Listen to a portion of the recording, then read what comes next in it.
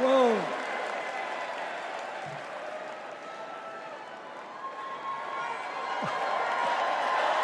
Let me ask you something. After the last 2 days, aren't you proud to be a Democrat? And I am very grateful to the Republicans and independents that have joined us, have been up here on the stage, and I hope they feel better about it now. Because I've seen all these things that even I have to be reminded of from time to time when I get my spirits down. I love seeing the Obamas here. I love seeing President Biden. And I thought Hillary gave a great speech, too. And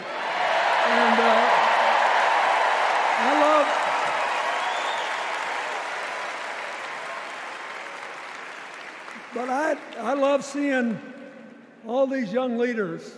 A bunch of them are coming up after me. They look better, they sound better, and they'll be exciting. I do want to say one word about President Biden. Remember, he had an improbable turn that made him president.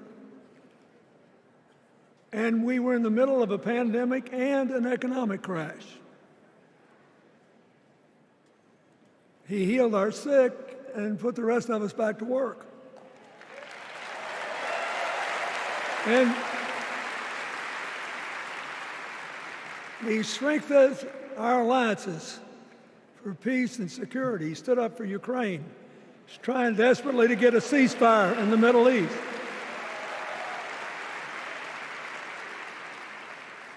And then he did something that's really hard for a politician to do. He voluntarily gave up political power. And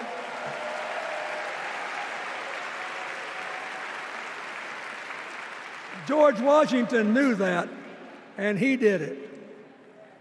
And he set the standard for us serving 2 terms before it was mandatory. It helped his legacy, and it will enhance Joe Biden's legacy. And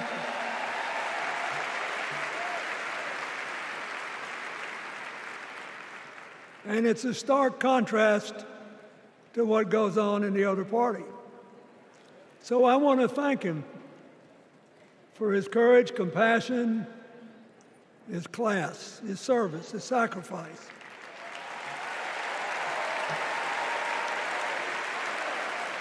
Joe Biden, thank you. And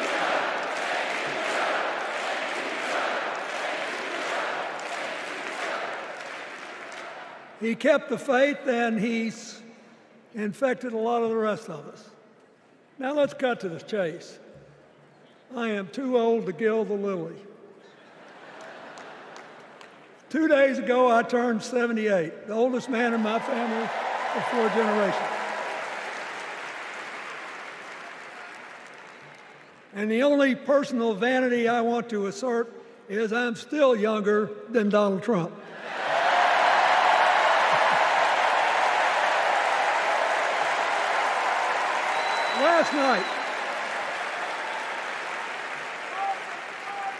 Last night, in what I thought was a very moving series of episodes, we nominated Kamala Harris and Tim Walz. And just think about that. 2 leaders with all-American but still improbable life stories. It could only happen here. Their careers, after all, started in community courtrooms and classrooms. 2 leaders who spent a lifetime getting the good job done. Now, one of the things that I've noticed over my increasingly long life is that a presidential election is unique in several ways.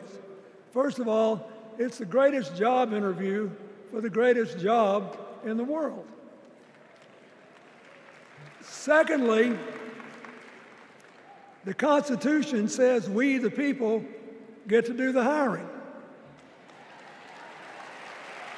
And the third thing is that every 4 years, we get to change the requirements for the job. So here's what I'm thinking, because I try to apply this in every election. Will this president take us backward or forward? Will this president give our kids a brighter future? Depends. Will this president bring us together or tear us apart? Will the president increase the peace, security, and stability and freedom that we enjoy and extend it to others as we can? We, the people, we have to make a decision about these kind of questions. And every 4 years, it's a little different because the people come at the candidates, and they say, as they're saying now, here are our problems, solve them. Here are our opportunities, seize them. Here are our fears, ease them. Here are our dreams, help them come true.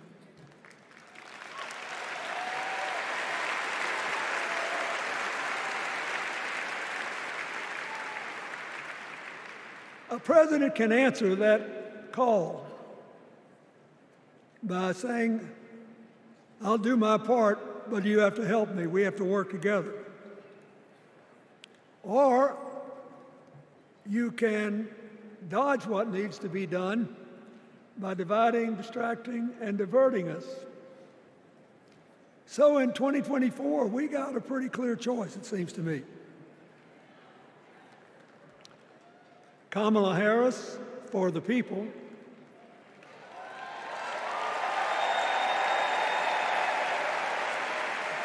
and the other guy who's proved even more than the first go-around that he's about me, myself, and I. I know which one I like better for our country.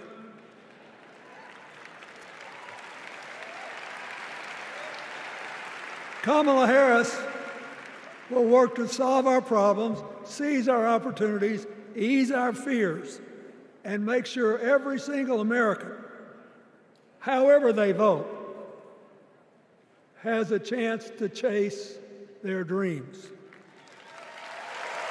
You know, when she was young, she worked at McDonald's. And she greeted every person with that 1,000-watt smile and said, "How can I help you?" Now she's at the pinnacle of power, and she's still asking, "How can I help you?"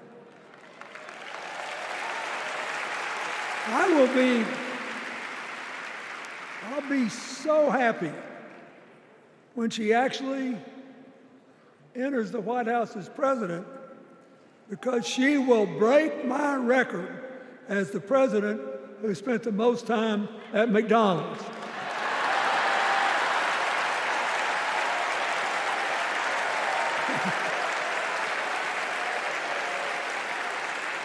Now, but we got an election to win. And remember, we've got a guy that's pretty good at what he does. Donald Trump has been a paragon of consistency. He's still dividing, he's still blaming, he's still belittling other people. He creates chaos, and then he sort of curates it as if it were precious art. Let me say, not a single day goes by even though I've been gone for well over 23 years from the White House, not a day goes by that I don't thank the Lord for the chance I had to serve and what it meant. And one of the reasons, thank you. Wait.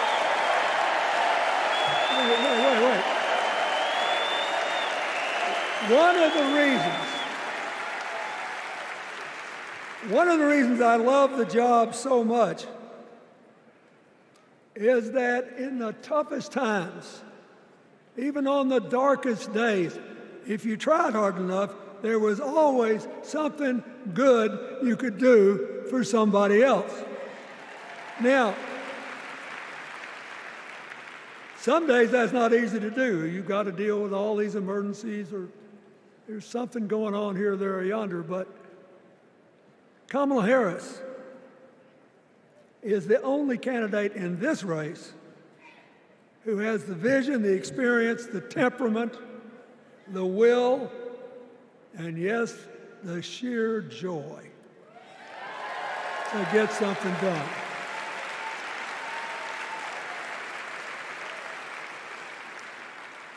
I mean, look, what does her opponent do with his voice? He mostly talks about himself, right?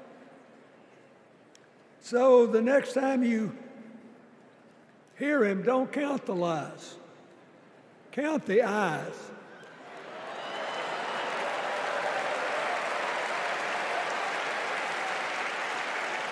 Count the eyes. His vendettas, his vengeance, his complaints, his conspiracies. He's like one of those tenors opening up before he walks out on stage, like I did, trying to get his lungs open by singing, me, me, me, me, me, me.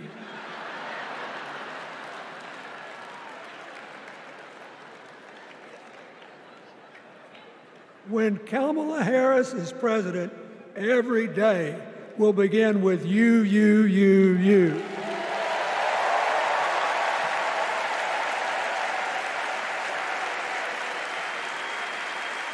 So,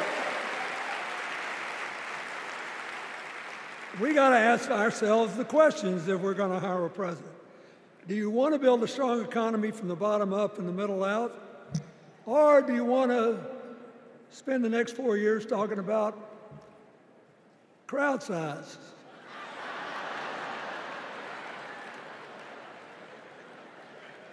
You're going to have a hard time believing this, but so help me, I triple-checked it. Since the end of the Cold War in 1989, America has created about 51 million new jobs. I swear I checked this 3 times. Even I couldn't believe it. What's the score? Democrats 50, Republicans 1.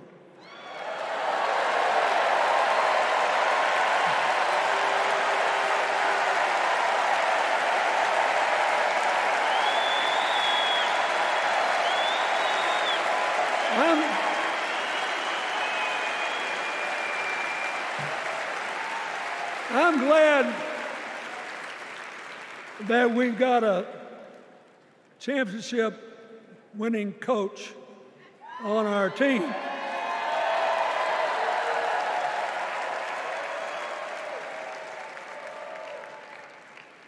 But even the most limited of us in what we know about football or any other sport knows that if you're got 50 and the other side's got 1, you're ahead.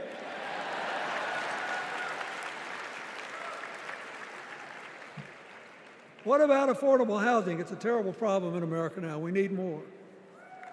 And affordable health care. That's why the Democrats put a limit on monthly payments for insulin and a $2,000 a year out-of-pocket limit and are trying to cover more drugs by bargaining for prices. We need more financing for small businesses. We need still to strengthen our alliances. I almost croaked in the first debate of this election season when President Trump said nobody respected America anymore like they did when he was president. Wait. And with a straight face. Look, you got to give him. He's a good actor. With a straight face, he cited as evidence of the respect that existed for us when he was there the presidents of North Korea and Russia.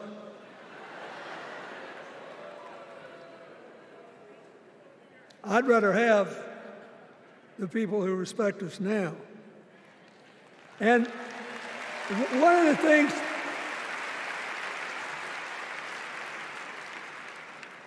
is when you send a signal to the other countries, you want them to know whether they agree with you or not, at least that you're on the level, that here's where you are and what you believe. What are they supposed to make to these endless tributes to the late, great Hannibal Lecter?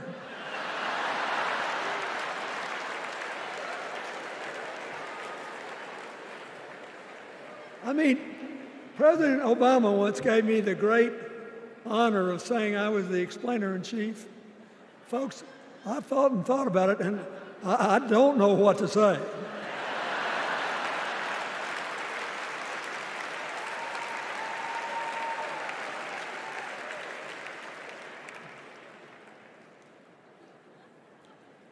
Like Hakeem Jeffries, I too want an America that's more joyful, more inclusive, more future-focused. Just think what a burden it's been on us to get up day after day after day after day, buried in meaningless hot rhetoric, when there's so many opportunities out there, so many problems that need to be solved. I want that. And that's the America Kamala Harris will lead. And she's already made her first presidential decision, and she knocked it out of the park when she asked Governor Tim Walz to be her nominee for vice president.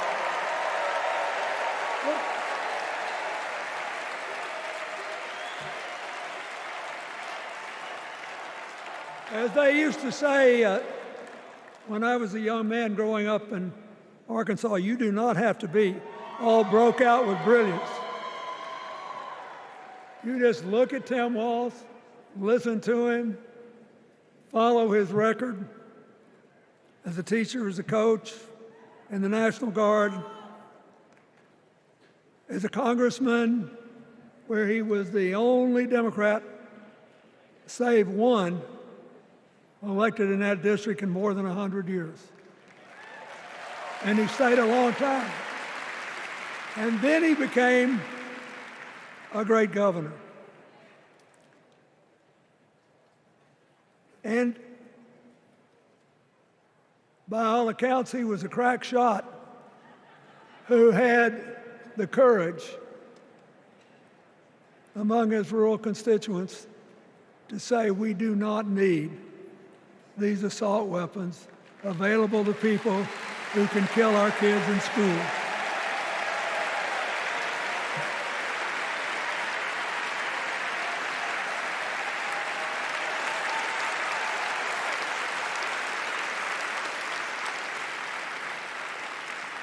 So, armed with her first decision, Kamala Harris confronts an interesting dilemma. We're going to walk out of here feeling pretty good, I think. We've got energy, we are happy, we feel like a load's off our shoulders. And we know we're just being asked to fight the same fight that the forces of progress have had to fight for 250 years.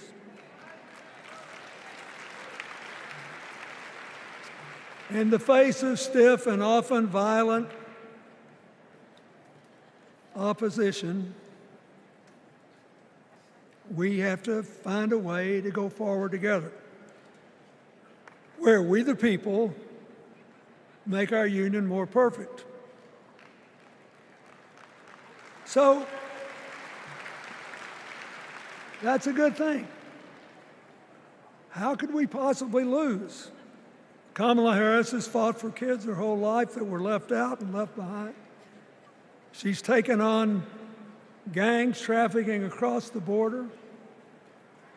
She's fought to protect the rights of homeowners. She's been our leader in the fight for reproductive freedoms, and we know a majority of the American people are with us on that.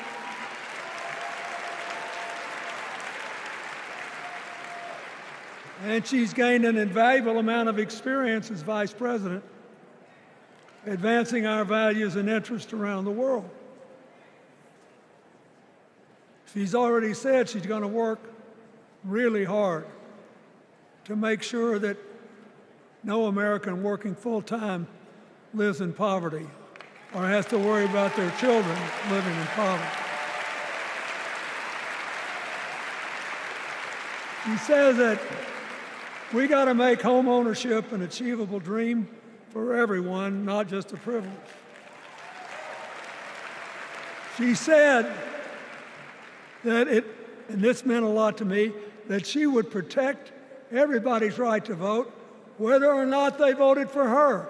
They were citizens and they deserved the right to vote.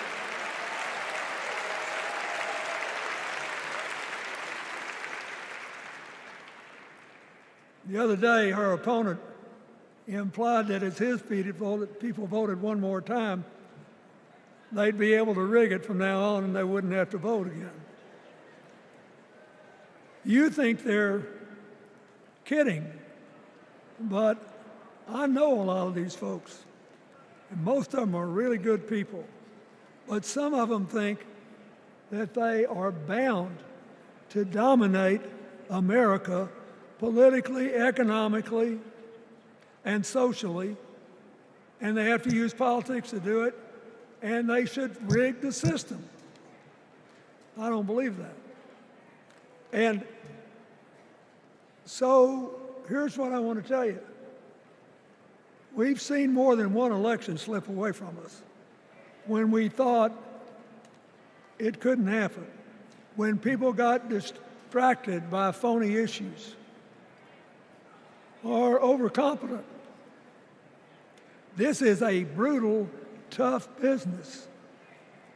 I want you to be happy. One of the reasons that President-to-be Harris is doing so well is that we're all so happy.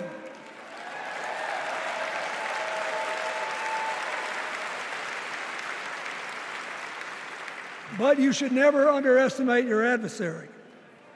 And these people are really good at distracting us, at triggering doubt, at triggering buyer's remorse. As the Obama said so eloquently last night, they are human, you know. They're bound to make a mistake now and then. We got to be tough. And so,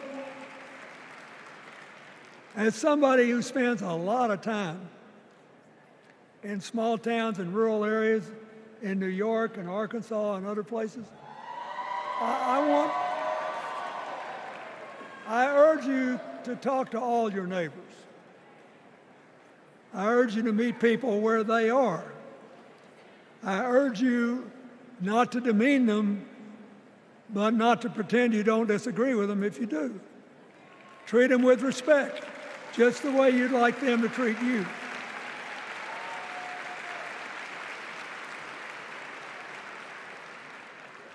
ask for their help, and then follow our leader, Kamala, and ask them, how can I help you? We Democrats right now have a lot of hay in the barn.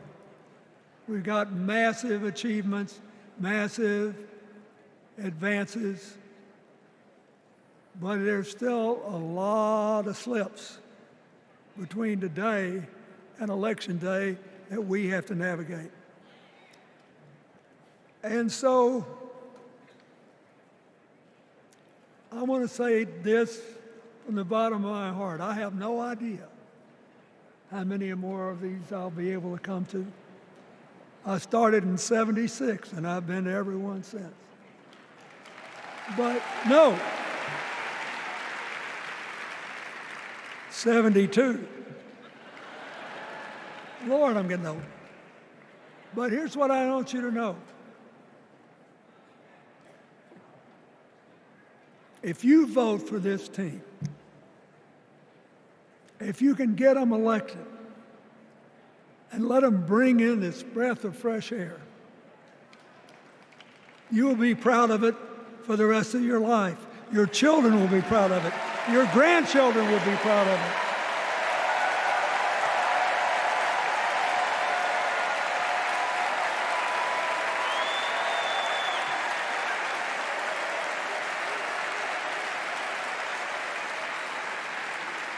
Take it from a man who once had the honor to be called in this convention the man from hope. We need Kamala Harris, the president of joy, to lead us. So,